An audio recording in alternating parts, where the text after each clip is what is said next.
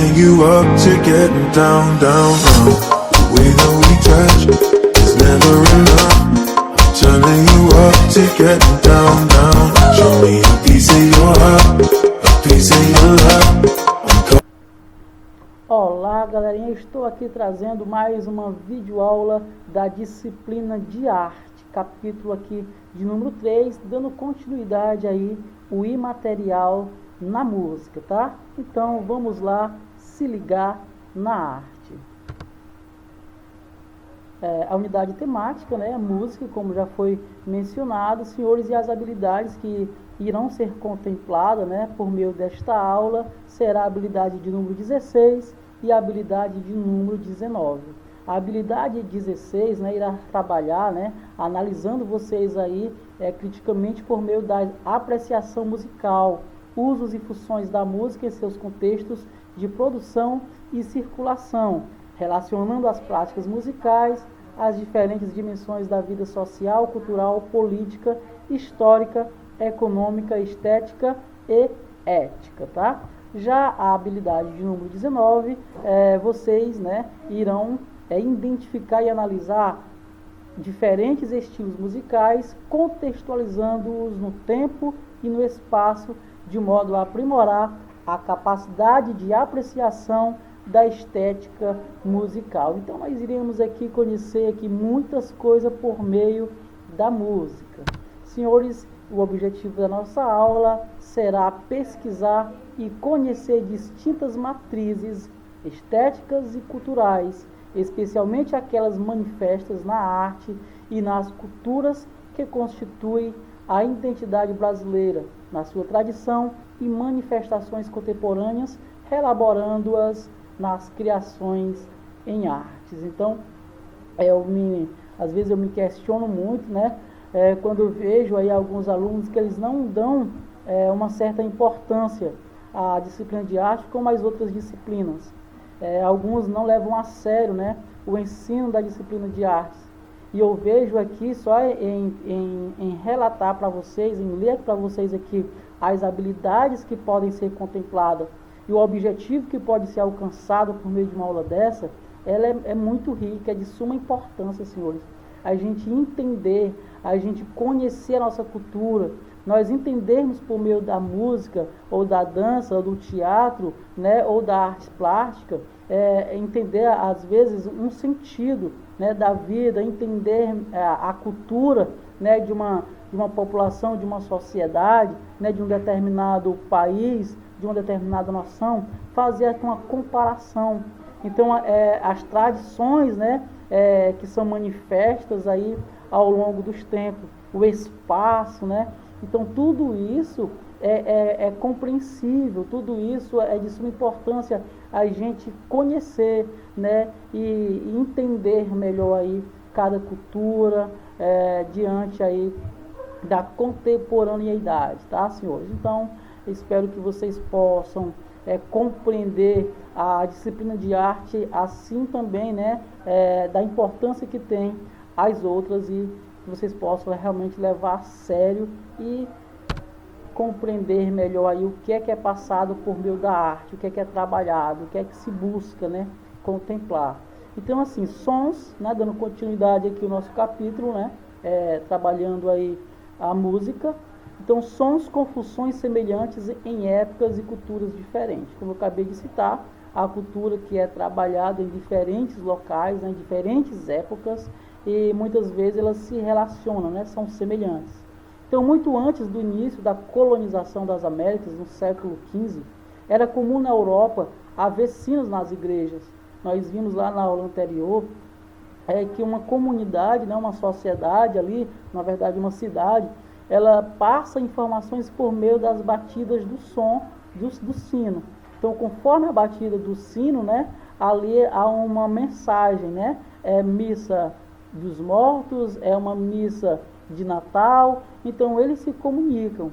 Então nós estamos vendo aqui agora que a comunicação do som, então o uso desse sino, né, não era exatamente somente nas igrejas católicas, somente na religião católica, tá? Então há registro da utilização de sinos em igrejas católicas que datam de mais de 1000 anos, Os mais antigos se referem à região de Campânia, no sul da Itália, de onde vem também as palavras capanologia, a técnica de fabricação de sinos, e capana, usada muitas vezes como sinônimo de sino. Então, os sinos eram uma das principais formas de comunicação da igreja com a população. Sua função mais antiga, talvez, seja a de demarcar a passagem do tempo e indicar os momentos de ritos religiosos. Então, olha só, senhores, a importância que o sino tinha naquela época. Talvez hoje não tenha lá tanta essa importância, embora que alguns municípios ainda se utilizam, né, dessas batidas para passar uma informação aí do ritual ou da liturgia que vai ser trabalhado ali naquele momento, naquela igreja, tá? Mas antes, né, nós vimos lá no século XV a importância que se tinha o sino para as igrejas, tá? Era a questão de se comunicar. Então, sua função mais antiga talvez seja de demarcar a passagem do tempo e indicar o momento de ritos religiosos.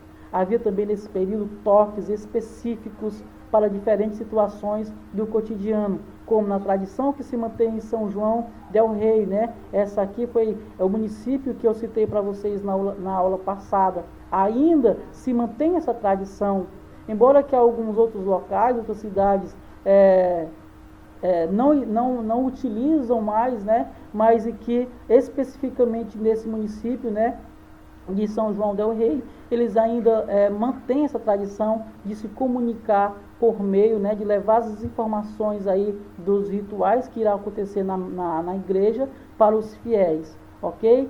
Então, senhores, além disso, né, podemos dizer que o alcance do som estabelecia uma espécie de demarcação sonora da comunidade, de cada igreja, isto é, da paróquia. Até hoje, os sinos convocam as pessoas para a congregação, para o rito religioso. Quero chamar aqui a atenção de vocês para algo que é perceptível no nosso município. Notem-se, né, que às 6 horas, né, o sino lá é tocado. Então, às vezes, na hora que você escuta a batida, opa, já são 6 horas. No mês de maio, né, um mês que antecede ao que nós estamos, percebe-se ali que é o mês comemorado pela Igreja Católica, o mês de Maria. E todos os dias, né, todos os dias do mês de maio, é celebrada ali a missa, né? Então, quando é meio-dia, você escuta lá o sino, né? Então, senhores, para que vocês possam compreender, né, a comunicação, as informações que são repassadas aí por meio desse instrumento que é o sino, né? É utilizado desde o século XV e isso aí vem se mantendo aí a tradição em muitos países, né? Em muitas cidades. Tendo em vista aí o exemplo que eu repassei aí do nosso município, como também aí nesse município aí de São João del Rei, né? Então, vamos lá para mais informações, senhores. Então, essa tradição, essa cultura, não é somente aí das religiões cristãs, né? Então, não é exclusivo das religiões cristãs a presença de sinos medianos, a relação com o imaterial. Os budistas, por exemplo, usam diferentes sinos em momentos de oração. Um deles é um pequeno sino em badalo, cujo formato lembra uma tigela de metal e que é tocado com um bastonete, geralmente feito de madeira. Há também sinos bem grandes, como pode ser observado na imagem acima, para demarcar momentos especiais, como a passagem do Ano Novo. Estes últimos geralmente trazem gravadas em sua superfície escrituras ou imagens associadas à doutrina budistas.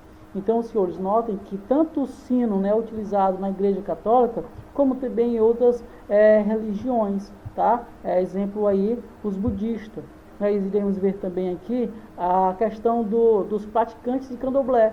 Né? Em alguns outros templos, né, de religiões afro-brasileiras, que é os candomblé, há também um sino de mão feito de metal, né, com hastes de madeira ou só de metal, chamado adjá, que pode ser visto pela imagem ao lado. Ele pode ter de 2 até 7 sinetas e é usado aí pelo líder espiritual para mediar a conexão do fiel com a divindade. Ou seja, lá no candomblé, a função, né, desse sino já tem uma outra função. Né? Qual é? Ela vai trazer a conexão do fiel, né, à divindade, à espiritualidade. Ou seja, ele vai mediar ele vai controlar aí essa fala, né, de um ao outro, aí usando esse instrumento que é o sino. Então vemos aí a função, vemos aí a importância, né, do sino em culturas diferentes, né, mas aí com uma semelhança em cada uma dessas culturas. Então, sons e espiritualidade em outros contextos. Monges budistas tentando tocar um sino de 3,3 metros de altura e 70 toneladas. Olha aí, pessoal, como é interessante, né, como é que o que eles utilizam, né, é um sino, né, olha só a figura desse sino, a importância que tem esse instrumento aí na cultura deles, né, 70 toneladas, é um ritual, né, numa cerimônia que eles estão lá utilizando no Japão. Então vejam aí a utilização desse instrumento aí em várias culturas, em culturas diferentes. Então, contar e cantar histórias tradicionais. Você vai conhecer agora um exemplo em que as tradições e histórias de um povo são transmitidas por meio da associação entre palavras, gestos, ritmos e melodias. Entendam, senhores, é repassado, é informado uma tradição, né, da história de um povo por meio, transmitida por meio aí, da fala, do gesto, dos ritmos e até mesmo de melodia. A única disciplina que é permitido que isso aconteça é somente a disciplina de artes. Daí vem a sua importância, como eu citei lá no início da nossa aula, a importância da nossa disciplina, da disciplina de artes, porque é por meio dela que é explicado aí essa tradição, essa cultura, a forma como ela é repassada de geração em geração.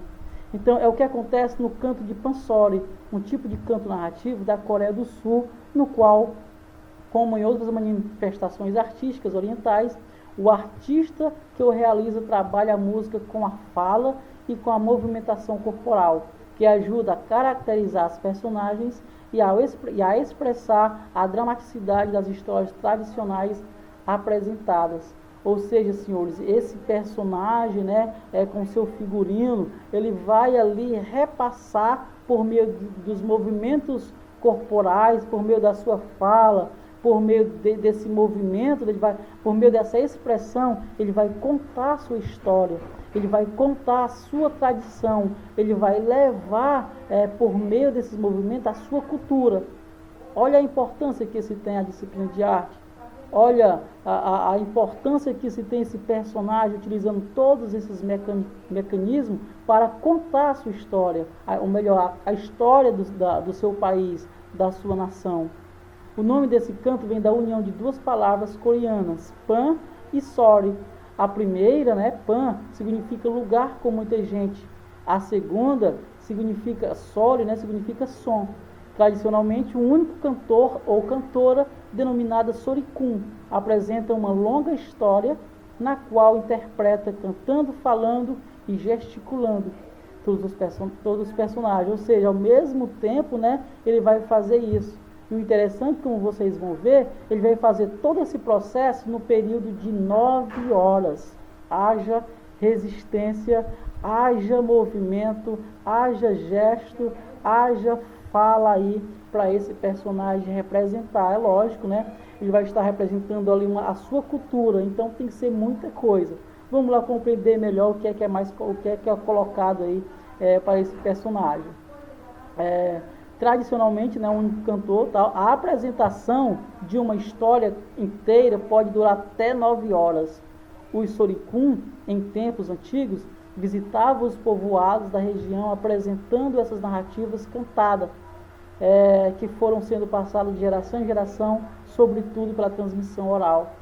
Ou seja, esse rapazão aqui, esses personagens, eles iam de povoado a povoado, relatando, né, oralmente, contando oralmente, né, a sua história, a sua cultura, os seus costumes, por meio aí do gesto, da fala, do ritmo de seu corpo, e isso se mantém, né? Isso se mantém até hoje, né? Porque foi repassado de geração em geração. Então note aí como que é feito, né, lá no continente africanos, né, utilizado,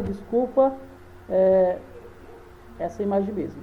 Então, senhores, vamos lá ver melhor, né, uma imagem aí que vai representar aquilo que eu falei. É justamente uma personagem trajada, né, mais ou menos dessa forma, e ela vai aí durante 9 horas, até 9 horas, contar a história do seu continente, relatar a cultura. Ela vai trazer aí para os espectadores, né, a história do seu continente, tá? Então é uma apresentação de Pansori, né, em Seul, na Coreia do Sul aí, esta personagem aí relatando, contando toda a sua história por meio da fala, né, dos gestos. Então há registro de 12 histórias antigas de Pansori, das quais 5 ainda costumam ser cantadas. O Sorikun geralmente explora timbres ásperos e roucos com a voz, além de sons mais agudos ou mais graves, de acordo com os personagens ou acontecimento da história. Para dar ênfase a alguns gestos, eles também utilizam um leque. Além disso, é acompanhado por um percussionista, o gozo, que com o tambor ajuda a dar ritmo à narrativa e ao canto. As histórias cantadas abordam temas relacionados à vida cotidiana e às relações sociais, valores éticos, dramas amorosos, né? Justiça social, igualdade entre homens e mulheres ou abolição do sistema de classes, assim como outros temas que ocorrem na sociedade. Então, a responsabilidade, né, e ao mesmo tempo a performance que esse personagem, né, utiliza-se durante esse período de 9 horas de se encantar, de se admirar, né? Então, senhores, eu trouxe aqui para vocês como subsídio, né, filmes, vídeos, né, que vocês possam acessar pelo YouTube e assistir para incrementar mais aí o conteúdo que foi repassado aos senhores, assim para que as habilidades que foram propostas possam ser alcançadas por vocês aí diante do estudo que vocês farão aí desses filmes, desses vídeos que estão sendo apresentados como subsídio. Também para que o objetivo que foi proposto possa ter sido alcançado por vocês diante das informações repassadas. Então, senhores, espero que realmente vocês vão além, né, daquilo que está sendo colocado. Vocês possam, de fato, também lerem o livro didático, porque lá tem muitas informações relacionadas ao tema. E acesse também esses filmes e os vídeos que estão sendo propostos aos senhores. Qualquer dúvida, eu estou aqui, né, para saná-las, né, naquilo que for pertinente ao conhecimento de vocês. Então, senhores, bons estudos e até a próxima aula. Sucesso!